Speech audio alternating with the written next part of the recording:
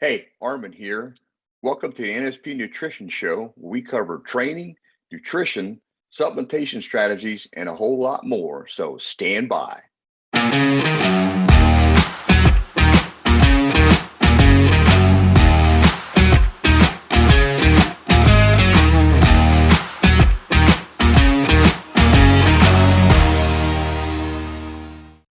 Welcome to the NSP Nutrition Show. I'm Armin Eckelbarger. Hey, I'm Frank Mills. Thanks for watching or listening to the show today. We appreciate it very much. We're here in the NSP gym, and we're looking forward to another great show. I think our Armin and I will be talking about understanding the importance of good gut microbiome, and it's pretty important if you're not doing that. So you should tune in for that. And then also we've got quite a few fan questions this afternoon as well. So we're going to get right to it. Armin, understanding the importance of gut microbiome and making sure it's good, that's for sure. It's a pretty interesting topic. What made you think to talk about this? What made you think to talk about this week? Well, this is something I've been kind of dealing with myself, is understanding it better because of what I've learned from it and the benefits I've gotten from it. And Right. most people, they don't really talk about it much, or understand the importance of maintaining a healthy gut microbiome, because they don't really think about it. And if you want to prevent yourself from getting sick and get better results from your nutrition as far as how they absorb and your training, this is pretty important. So, and I had to kind of learn that myself too. So that's why I thought, well, let's talk about that, and at least enlighten some people about the what they need to be aware of. Mm-hmm. Interesting. So maybe we should start on what does a gut microbiome do so everybody knows. Yeah, good point. All right. Well, so you have a lot of bacteria that live in your gut, um, than the cells of your body. I mean, it's amazing how much you have. So the microbiome refers to the group of microbes. And then there's up to 100, like 1,000 different bacterial species that live in your body. So, this is something that your body's dealing with day to day, all the Mm-hmm. time. So maintenance of it is good for structural integrity of the gut barrier. So it allows everything to come through the gut the right way and be utilized the right way. And so, the bacteria and flora is another part of it. It Mm-hmm. helps with digestion. So you're going to get better digestion when you have a good gut microbiome. It's going to destroy the bad bacteria that can cause you to get sick and other pathogens. Mm-hmm. It helps get rid of that pretty quickly. And then it helps control the immune system. So you can Hmm. make your immune system be at a higher level. And this is important with this day and age, with all the different bugs that are floating around, and you got COVID and all these other things that come around. Right. The better your gut microbiome, the hardier your gut's going to be, and the more resilient it's going to be to help protect you, but also get you better performance from your training too. Hmm. Armin, how exactly is it structured? Okay, so in your gut microbiome, you have a set family amount of genes, and Mm-hmm. then which is how it starts, and then you have your environment that you're in.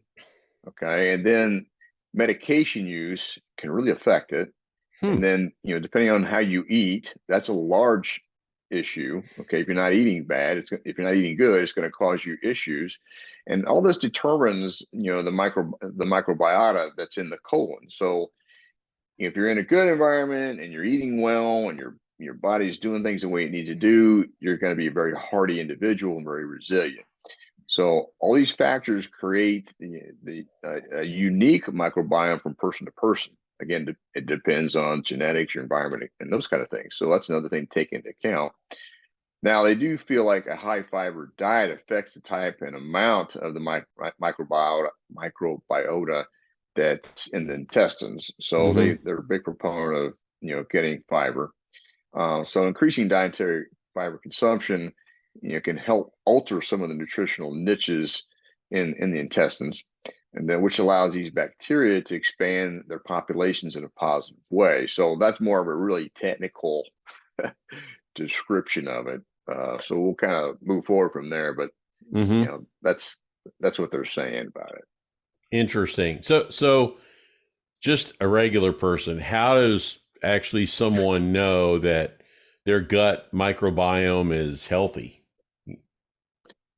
Yeah, that's another good question. So the symptoms you kind of want to be aware of and pay attention to is, are you having regular and pain-free bowel movement? So if you have a good solid bowel movement, that's a good thing. So you don't have discoloration, it's staying full and firm, those kind of things. Not getting too into that.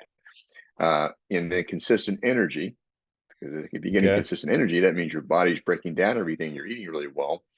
Uh, you have a normal amounts of gas and bloating that can come with your nutrition. So it's not the bloating and gas you get is not all the time and being chronic. So if you have Mm-hmm. chronic gas and bloating, then you have some things you're doing with your nutrition. It's really affecting the gut microbiome. And then healthy bowel movement transit time. In other words, you're not sitting on the toilet for extended period of time because the body can't seem to push things through. Mm-hmm. All right, and then if your mental clarity is not as good, then that's also a factor that you need to keep in mind. And then just having a healthy reaction to the foods and stress that you're eating. In other words, you feel good. You feel good consistently. You got good energy. You go in the bathroom. It's not a big deal, and you're doing Mm-hmm. things on a regular basis. That means that you're fine. Okay. Interesting. You know, I guess the other thing that I was thinking of too is you better stay hydrated and drink a good amount of water because that's a part of it too, I guess, to stay hydrated. I mean, I think your body needs that, right, to be able to process. We always want to be hydrated. I Mm. mean, the body's 70% water, so that's just but that's also to get the electrolytes. Mm-hmm. So the gut's a little bit different. I mean, obviously, if you're dehydrated, that's going to affect the gut and cause stress to it. So Mm-hmm. that would be the thing to be aware of there. I know there's some people out there they just don't like drinking water, and now there's a lot of things Yeah, to combat that. The flavorings and things like that. But not to get off topic, I was just kind of curious about that. So, yeah. all right. So, what are some of the things that someone can do to improve their gut microbiome? All right. Well, it shouldn't be any surprise. I mean, you want to avoid too much sugar, or basically sugar in general, and then obviously processed foods. It's the kind of like duh. What Right, right. it's pretty obvious. All right. Eat naturally fermented foods. That helps the gut. And you have like Hmm. sauerkraut, pickles, and Greek yogurt, kombucha, which is a drink, kefir, kimchi, cheese, cider. These fermented foods help. They have bacteria that are live. That's why they're helpful. So they get in the system and Hmm. they can help keep growing the good bacteria. Another one was, is supplement with the probiotic, which I'm a big fan of, and NSP nutrition does have a good probiotic. I take it daily, and you can take breaks from a probiotic. You don't just have to take it all the time. Mm-hmm. But I don't necessarily take it daily every single day. But that's kind of the target because I just feel good when I'm real consistent with it.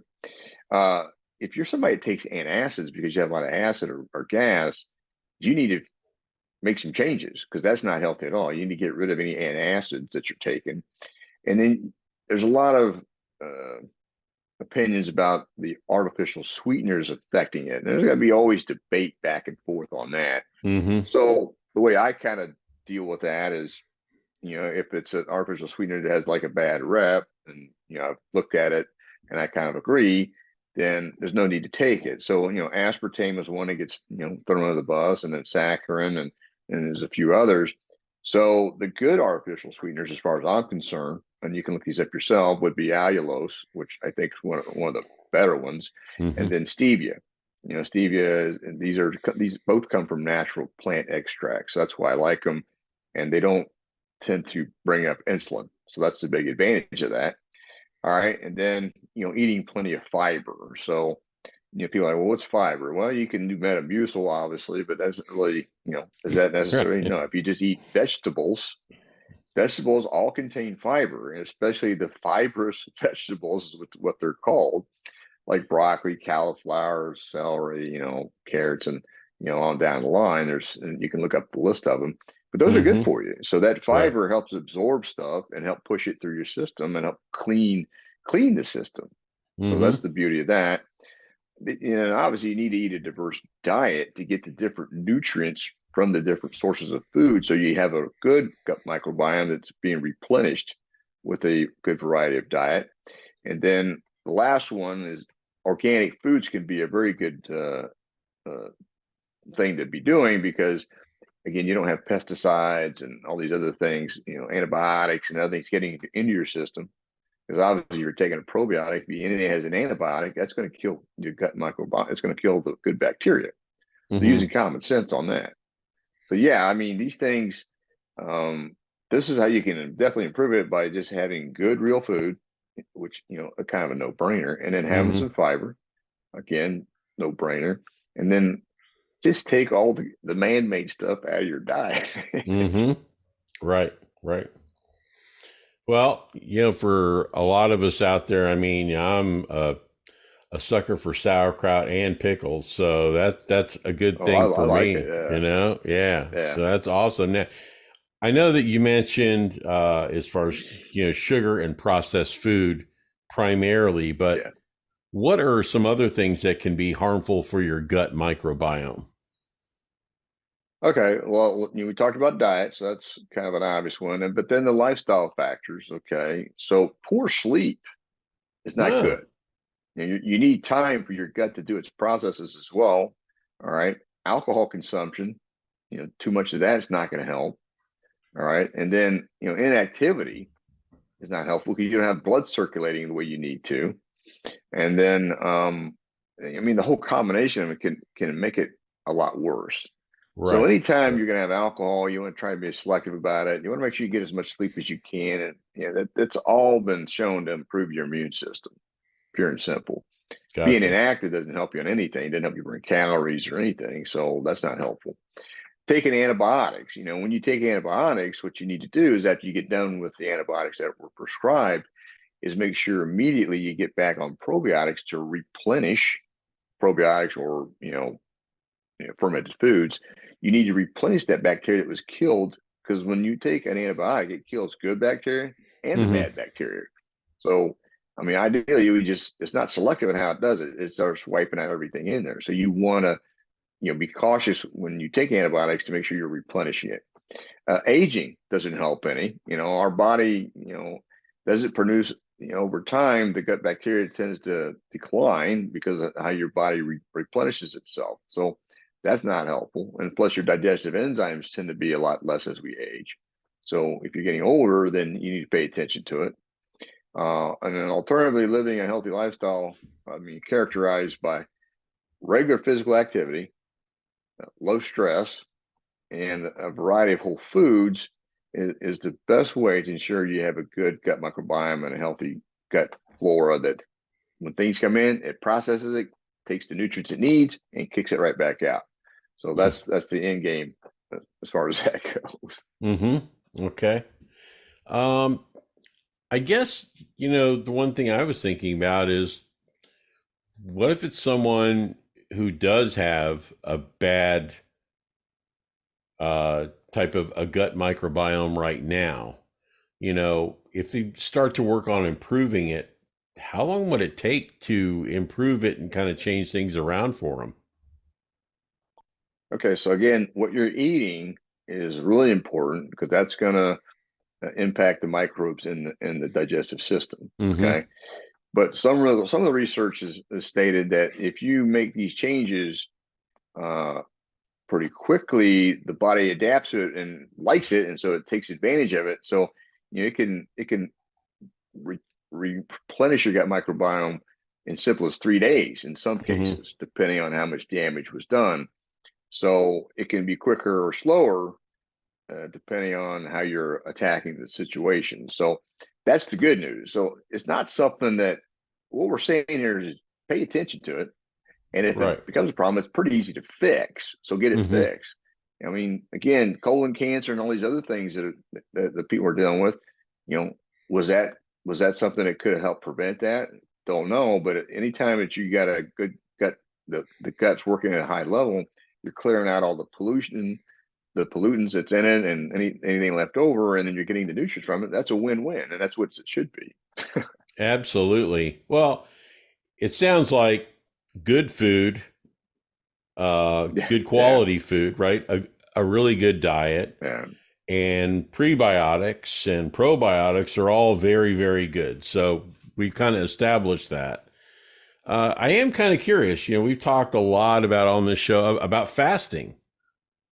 Do you think Oh yeah. that Okay. bringing fasting into the picture, is that another key component? Oh, that's a good question, and actually, it is. What some of the research is showing is that when you do fasting, it helps the gut microbiome to reestablish, and it has a good effect to it. Mm-hmm. So um, it's not detrimental like people may think. So what they've seen is when people do fasting, it helps improve that metabolic process and decrease inflammation in the gut. Just because here's the thing: when you keep eating food all day long, you got a lot of stress on your gut to process that food.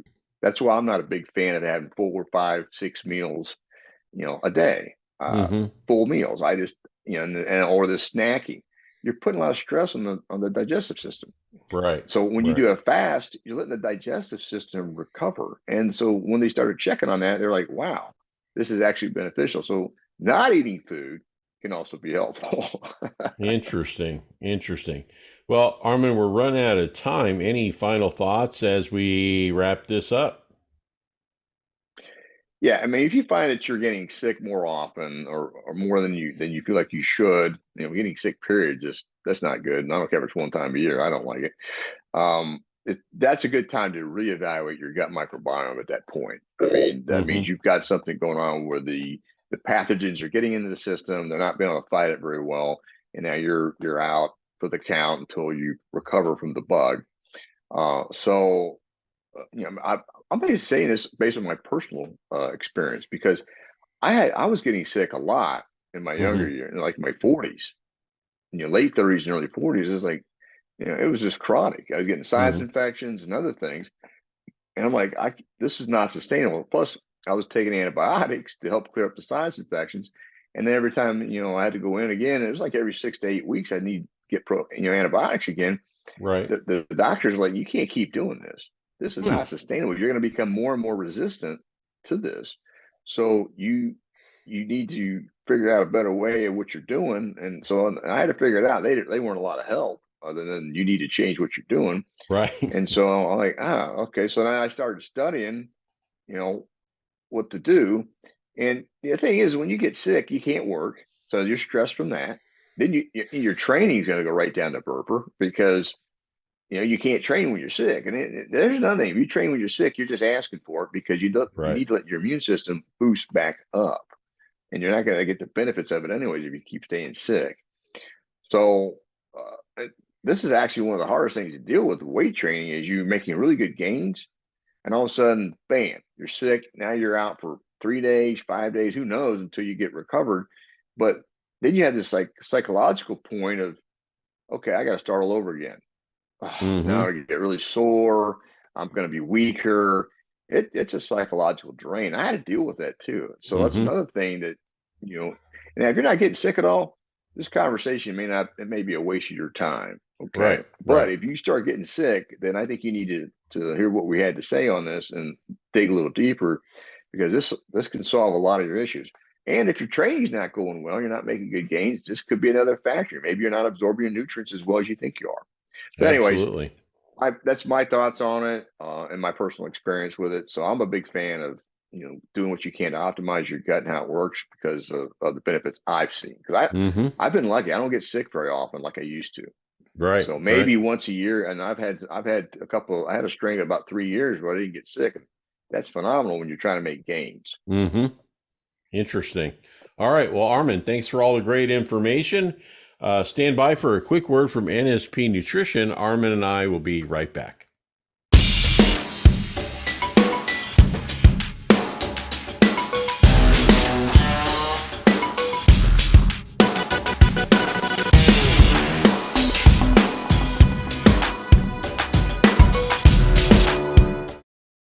Hey, and welcome back to the NSP Nutrition Show. I'm Armin Eckelbarger.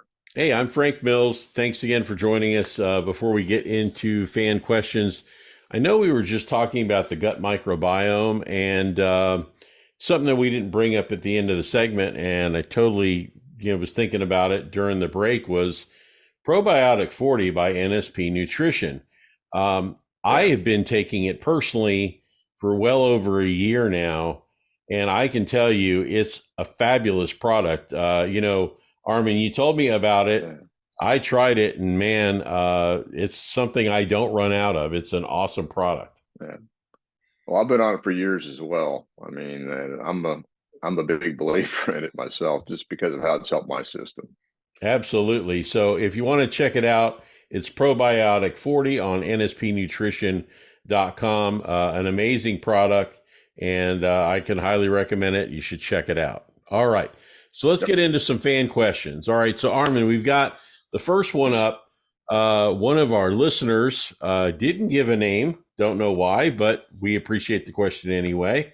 Um, was asking about the show that we did where we were talking about the whey protein and plant-based proteins, and then we talked about the milk and egg protein from NSP. Their Mhm. question is, why are there so many why are there so many of the whey proteins and the plant-based proteins, but nothing else? It just seems like it's very rare that you find any other protein shake mixes that are anything but those. Why is that? That was the question. Well, it's a good question, and it's actually a fact. I mean, you're not going to see milk and egg protein or even egg protein. You got to really go look for it. Mm-hmm. The simple reason is it's very inexpensive to make whey protein and plant proteins. I mean, it Gotcha. is. There's not that much involved with it. So, it's inexpensive, it's easy to flavor, and they have shown to work. So, not a debate on that. So when it comes to milk and egg protein, I liked it because I've done a lot of whey proteins, and it made me feel better. So it was a personal Mm-hmm. thing for me because some of these whey proteins, they can irritate your stomach, and they clear out kind of quickly. So you're actually hungry within an hour after taking the whey protein versus the milk and egg. You have the egg protein part, but then you have the casein from the milk, which is a slower burning protein. And the biggest problem for most of these other manufacturers is they don't know how to make it. I mean, it's not easy making a milk and egg protein powder. You've got Mm-hmm. to have some technology for that. And that was one of the things that Vince was able to get when he created the product.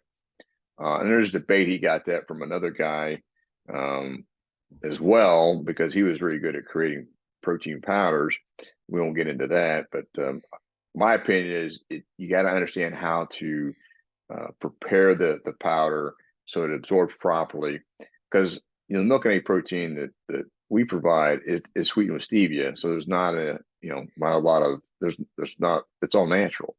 Mm-hmm. So some of the sweeteners they use in these whey proteins, it can vary. It can be maltodextrin, a big amount of that. That's why the carbs can vary, things like that too. So that's my thoughts on it. Plant proteins, you can use any kind of plant and call it a protein, extracted. I'm just not a Mm-hmm. big fan of plant proteins. Personally, I'm not.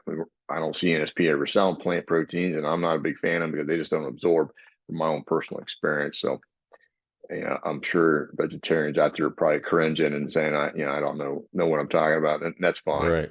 But I've done plant proteins, so Okay. and I can tell you how I felt with that. So, Okay. Okay. Uh, well, we appreciate the question, and hopefully that answered it. Okay. So the next question is from Serge, and Serge or Sergio, maybe Serge. Okay. In mhm, Italy, and that's all I have. Was asking specifically about recovery.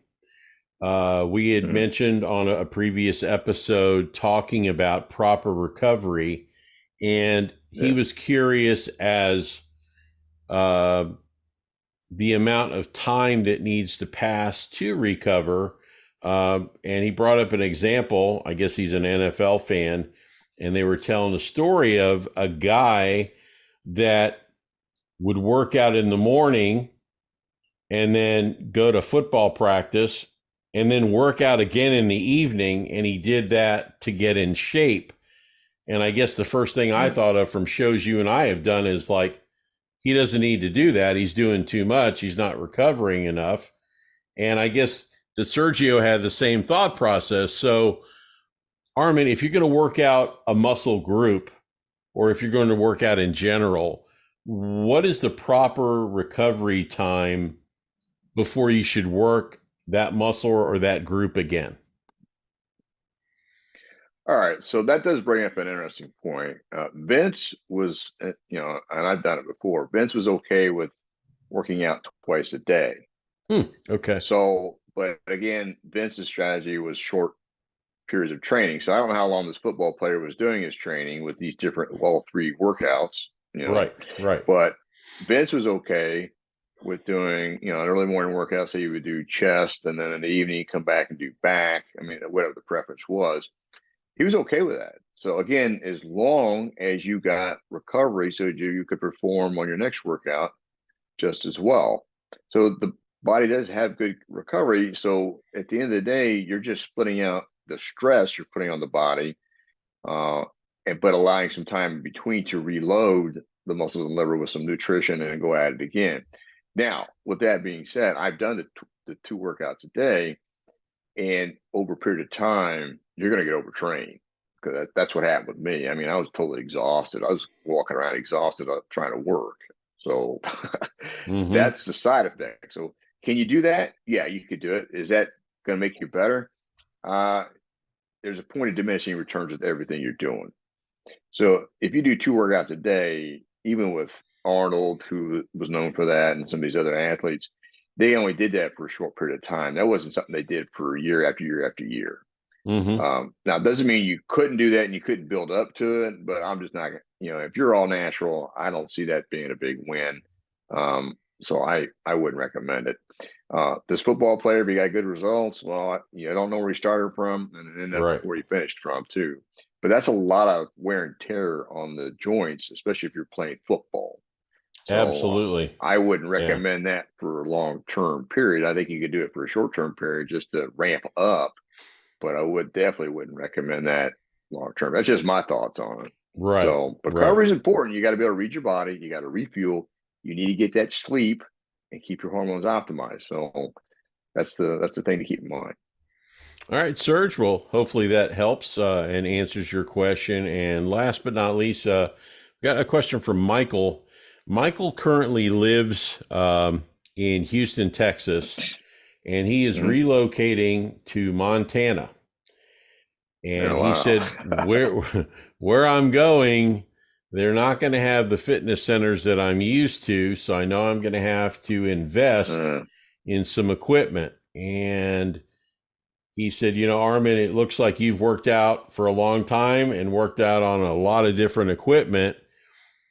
Can yeah. you recommend equipment brands that I can look for or uh, try to determine what I can use for a complete home workout? He's used to going to the gym, so well, that's a Mm. loaded question. I mean, Armin, do you have any advice? Well, here's the thing. If you're going to create your own home gym, you got to look at how much space you have. So then you got to analyze how much equipment can you put in that space and still be able to move around. Yeah, I Right. like using all kinds of stuff. So your first step would be deciding what your dumbbells are going to be because you're probably going to want to use dumbbells. So they have the kind now where you can they click and lock. Uh, then there's different brands that are available. You have to kind of shop them out. Mm-hmm. I think Nollis has a brand as well. But that would be one thing because getting dumbbells from 5 pounds all the way to 100 pounds, that's going to cost you an arm and a leg. I can already tell you that right now, especially Mm-hmm. with today's prices since COVID, everything got jacked up because everybody was actually buying home equipment again and actually using it. So I would do the dumbbells that are selectorized, where you kind of pick how much weight you want to use. You press a little button and it drops off the plates or adds plates, that kind of thing. Mm-hmm. And then you have to kind of shop that out. Uh, Hammer makes a really good utility bench. I mean, I think theirs is the best because I've used a lot of them. It's very stable. There's no wobbliness, so that's another thing. And when you're buying home equipment, if you're buying it new and it gets shipped in, there's a lot of moving parts to that. So I prefer to go look at the stuff personally and try it out before I commit. So you can also find on eBay and Craigslist and the other resources uh, actual commercial gym equipment that's for sale. And again, you want to be familiar with it and do some homework on it. But that can be a good avenue. Now, Mm-hmm. the problem when you buy gym equipment is the shipping cost. It's an eye opener to say the least. Depending on if the person's going to pay for the shipping to ship it to you, or you got to pay the shipping. So I don't have any, simple, easy things that way. Just do buy this, and you'll just solve all your problems. Mm-hmm. It's got to be based on the square footage that you have. Now, some of these you can call different fitness equipment brokers, Mm-hmm. which you can look up, different ways. But they can, if you tell them how much square foot you have, they can kind of give you an idea how much equipment that you could put in there, and they can shop out different brands. And you just got to do your own homework on these different brands. And I don't Mm-hmm. have any come off the top of my mind that I'd say, oh yeah, this brand is rock solid. But I would say anything that's Nollis brand, um, Hammer or Light Fitness brand, uh, those are pretty solid, consistent. If you can find those, you're going to be in good shape. And then they have these other machines that have dual weight stacks and have a Smith machine bar in the middle of it, and it's called a total gym. And so you put a bench under there, and you can do all these different things. That's probably a good solution because you can get a lot of stuff, in one little area. So I would probably look at that. But you want to try these things out before you buy them. That's how I would approach it, because you want to ask questions if somebody's going to show you about it. Just buying it and having it shipped in, assume it's all going to be great. I think you're taking a risk for what you're investing in, because once you put this stuff in, it's heavy. It's a lot of work. Anyways, I And would go to a gym if I could swing it. and it's definitely got to be something that you're going to have inside and not outside, because Montana, you're talking about heavy snow. So, yikes. Well, anything Yeah. anything you're Yeah. doing, you can't have it. Even if you're in Texas, the heat, the things will rust up so fast Yeah. you make Yeah. your head spin. So been there, Crazy. done that as well. Well, Michael, hopefully that helps. And again, we appreciate you, actually joining us for the show today. Hey, we need your help for more content for the fan question segment. And, the whole idea is it's pretty easy to do. Just scan the QR code above our head and you can submit your information that way. You can also comment on YouTube, or you can email us at support@nspnutrition.com. And, more importantly, if you like the show, share it with a friend or a family Yeah, member, please. because that's why we're doing this, right, Armin? Yeah, I mean, sure. If you think we're giving you good value, let other people know. Don't let this be a secret. We're here to help. We'll get better questions or more questions. I mean, whatever we can do to help you. We want it to be a win-win. Yeah, for sure. Absolutely. And if you have any topics you'd like us to cover, please go ahead and get that information to us as well. But we appreciate you joining us today, and join Armin and I next week for a brand new episode of the NSP Nutrition Show.